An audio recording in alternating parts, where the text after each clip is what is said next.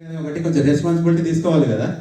Okay, తర్వాత నేను credit card తీసాను, పేమెంట్ చేసాము. పేమెంట్ చేసిన తర్వాత అందరూ ఫ్రెండ్స్ అంటే తర్వాత అందరూ నాకు అమౌంట్ వేసారు అనుకోండి, అది వేరే విషయం. అలా బయటకు వచ్చే ముందు జస్ట్ 1 minute సార్ అన్నారు అని చెప్పేసి ఒక ట్యాబ్ తీసుకొచ్చి ఇచ్చారు. సార్ ప్లీజ్ రేటింగ్ అన్నారు. రేటింగ్ ఇమ్మన్నారు, ఇచ్చాను. ఇచ్చిన తర్వాత బయటకు వచ్చేసాము. తర్వాత ఒక మెసేజ్ వచ్చింది నాకు. మెసేజ్ ఏంటంటే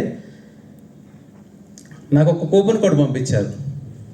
అంటే వాళ్ళ హోటల్లో వచ్చి డిన్నర్ చేసినందుకు వాళ్ళు థ్యాంక్స్ చెప్పేసి నాకు ఒక కూపన్ కోడ్ ఇచ్చారు. అదేంటంటే మళ్ళీ నెక్స్ట్ టైం మీరు విజిట్కి వచ్చినప్పుడు మీకు 50% ఆఫ్లో ప్లస్ ఏదైనా ఇంకొకటి ఏదైనా మీరు ఇక్కడ మా విజిట్ చేసినట్లయితే ఒక బిర్యానీ ఫ్రీ ఉంటుందని వచ్చింది. చాలా హ్యాపీగా ఫీల్ అయ్యాను.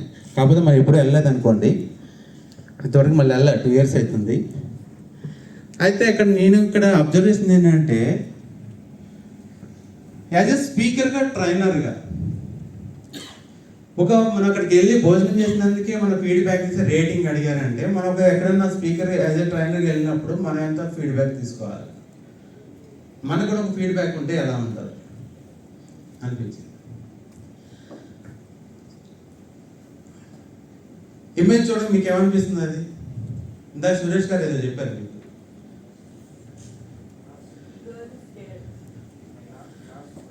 గ్లాస్ ఇంకా భయపడుతున్నారు కదా. జస్ట్ ఆ ఇమేజ్తో ఒకటి మీకు చెప్తాను. నేను ఒక చిన్న స్టోరీ నేను రాసుకున్నది. ఎక్కడ ఆచరణలో రావు అని చెప్పారు కదా, ఎక్కడ ఆచరణలో పెట్టలేదు. నాకు పెద్ద సినిమా తీయాలంటే ఆ రేంజ్లో నా దగ్గర బడ్జెట్ లేదు, నేను ప్రొడ్యూసర్ కాదు కాబట్టి ఒక క్రియేట్ మాత్రం చేయగలను.